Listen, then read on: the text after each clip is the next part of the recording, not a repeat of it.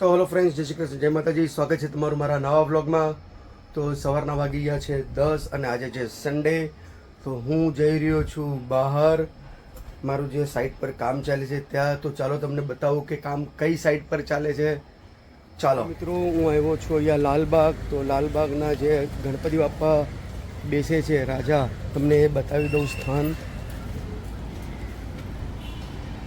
તો ફ્રેન્ડ્સ, અહીંયા આપણા લાલબાગના રાજા બેસે છે અને આ છે એ જગ્યા અને આ છે મંદિર અને આ છે એમનું કાર્યાલય ઓફિસ.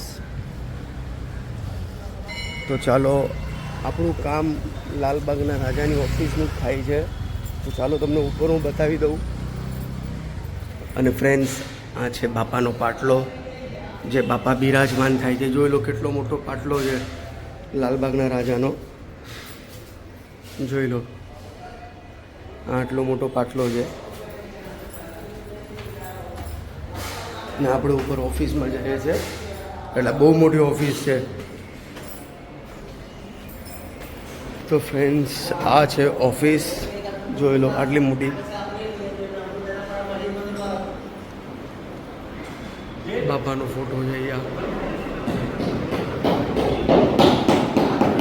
અને સામે છે મેન ઓફિસ, જ્યાં મીટિંગ ને બધું થાય છે. તો આપણે તમને અંદરનો નજારો બી બતાવશું અગર વિડીયો કરવા મળે તો.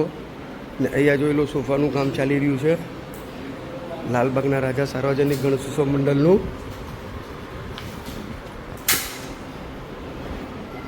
તો મિત્રો, ફાઇનલી જોઈ લો, અહીંયા ખુરશી રેડી થઈ ગઈ છે. જે 3 પ્રેસિડેન્ટ છે લાલબાગના રાજા, એમની ખુરશી છે આ. અને અંદર તે ઓલી સાઈડ પર ઓફિસમાં સોફા બી જે બનાવ્યા છે. તો આપણે હમણાં ત્યાં જઈને એનું બી થોડું લઈ લઈશું કે કેવી રીતના સોફા સરસ બનાવ્યા છે.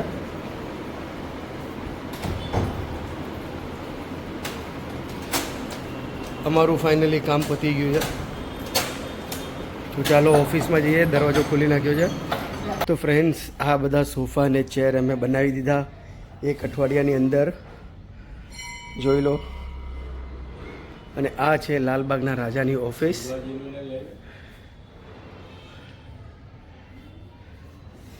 અહીંયા પ્રેસિડેન્ટની જગ્યા છે. 3 પ્રેસિડેન્ટ બેસે છે લાલબાગ રાજા સાર્વજનિક ઉત્સવ મંડળના, ગણેશ ઉત્સવ મંડળ. અને અહીંયા જોઈ લો ગણપતિ બાપાની મૂર્તિ, એટલે ફોટો છે. અને આ ઓફિસનો નજારો જોઈ લો.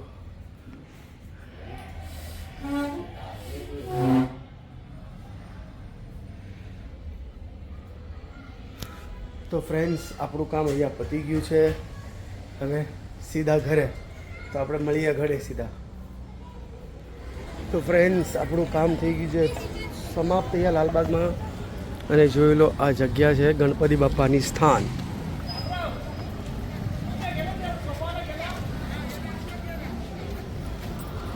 તો બપોર પડી ગઈ છે અને જોઈ લો, મેડમ આવતા જ સીધા રસોઈની અંદર લાગી ગયા છે.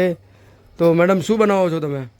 અત્યારે તો જો મેં કઢી બનાવી લીધી છે, રાઈસ પણ બનાવી લીધું છે, અને અત્યારે બનાવું છું આ ચોરાનું શાક. કાલે રાતના જ ભીગોવી લીધા હતા, તો કેટલા મસ્ત થઈ ગયા છે. આ મોટી સાઈઝના છે, નાની નથી. ચોરી ને નાની કહેવાય. આ ડી માર્ટથી મંગાવેલા ચોળા. ને ડી માર્ટનો ને આપણે જીઓ માર્ટનો માલ સારો જ આવે છે, ચોખ્ખો ને સારો. તો જોઈ લો, લગભગ ઘણા સમય પછી અલાદીનનું ચિરાગ નંબર 2 આવ્યું છે. સ્ટીલ વાળું અલાદીનનું ચિરાગ. એલ્યુમિનિયમનું તો ક્યાંય રખડતું હશે, ખબર નહીં. ક્યાંય રખડતું શું, એના ખાનામાં હોય. ઓકે, એ બિચારો ક્યાં રખડવા એકલો જાય હવે બિચારો. લઈ જશું તો જાય એમ. જા જઈ લે આપની જિંદગી કુકર. તો કઢી અહીંયા ઓલમોસ્ટ થઈ ગઈ છે. ત્યાં તપેલી અંદર ભાત બી થઈ ગયું છે. તો હવે તૈયારી છે ખાટા મીઠા ચોળા બનાવવાની. તો આ શું નાખ્યું મેડમ? હવે ઓલું ભજીયાનું તેલ હતું ને. ઓહો, ભજીયાનું તેલ ત્યાં ડબ્બામાં પડેલું હતું. પ્રમ દિવસે ભજીયા બનાવ્યા હતા ને, તો એનું તેલ પડેલું હતું. તો વપરાશમાં આવી ગયું. જોઈ લો, કઢાઈની અંદર બી તેલ છે. આ કાલે અમે સાબુદાણા વડા ખાધા હતા, એનો વિડિયો નહીં લીધો તો.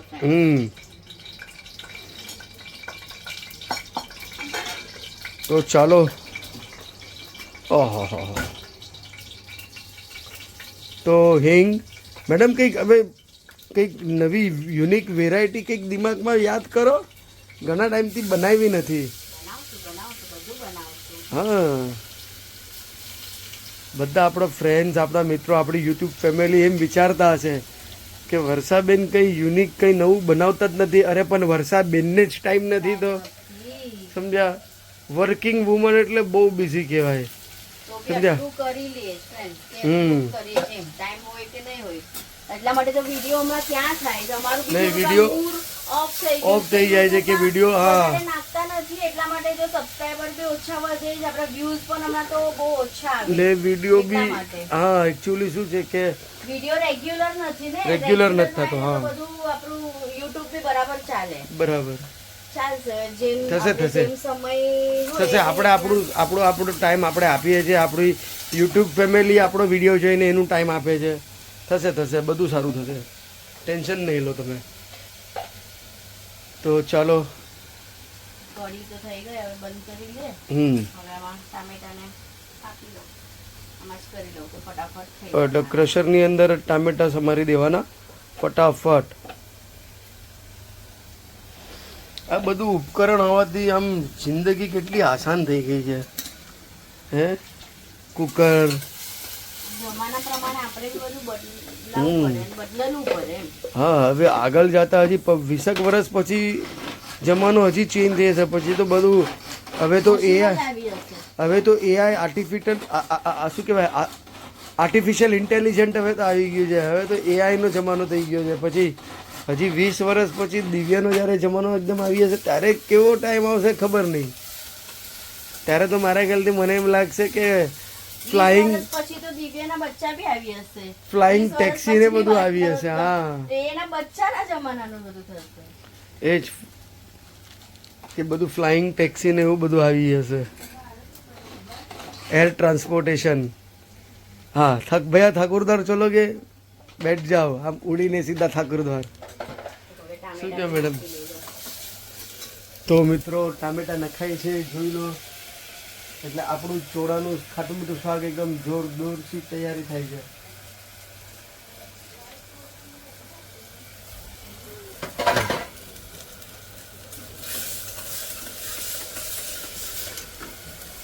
કાંદા જોઈ લો એકદમ ફર્સ્ટ ક્લાસ.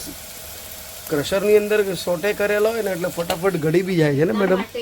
ટાઈમ બચાવવાનું એમ. હા એટલા માટે આપણે આની અંદર કરવું પડે. બરાબર. એટલે પછી હાથેથી કરીએ ને એનો સ્વાદ અલગ લાગે. એ વાત તો સાચી છે. મશીનથી જે વસ્તુ કરીએ ને એનો ટેસ્ટ પણ મશીને શું છે કે માણસની લાઈફ થોડી ઈઝી કરી નાખી છે. ટાઈમની બચત, આ તે બધું એકદમ સારું થઈ ગયું છે. તો હળદર અડધી ચમચી,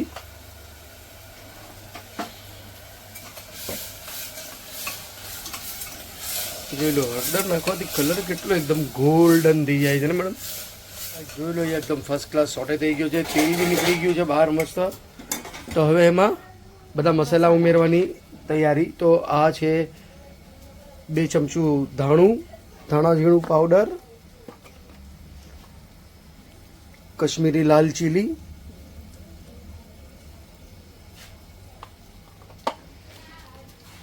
અને એકદમ 555 ડિગ્રી ગરમ મસાલો.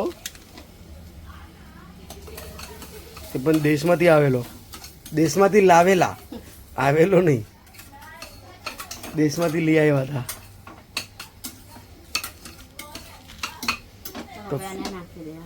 તો ચલો ફાઇનલી ચોળા નાખી દીધા. આમાં કઈ મસાલા મેજિક વગેરે કઈ નાખું છું મેડમ? કાંઈ નહીં, ગરમ મસાલો છે ને એટલે ટેસ્ટ આવી છે. ઓકે.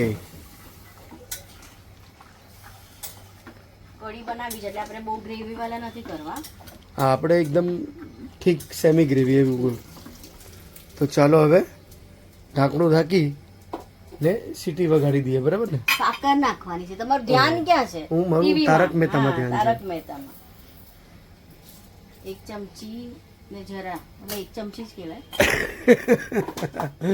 4-5 દાણા નાખ્યા ને એમ કે જરાક.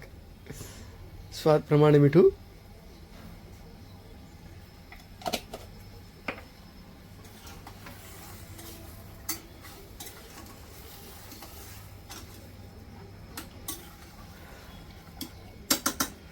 તો ઢાંકણું બંધ કરી લઈએ બરાબર. અને 3 સીટી એટલે આપણા ચોળા રેડી.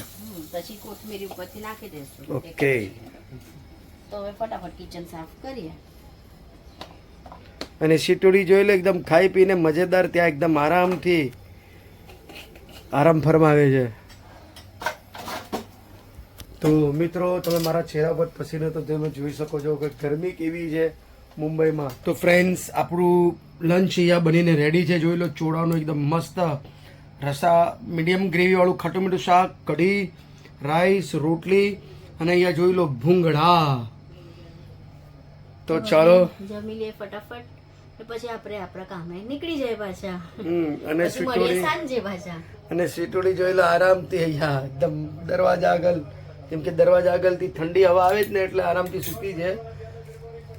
તો ચાલો ફટાફટ આપણે જમી લઈએ છે. તો ફ્રેન્ડ્સ જમી કરી લીધું છે. ફર્સ્ટ ક્લાસ એકદમ મસ્ત હતું જમવાનું. તો આજનો વ્લોગ અહીંયા જ એન્ડ કરીએ છીએ. મળીએ કાલે એક નવા વ્લોગમાં.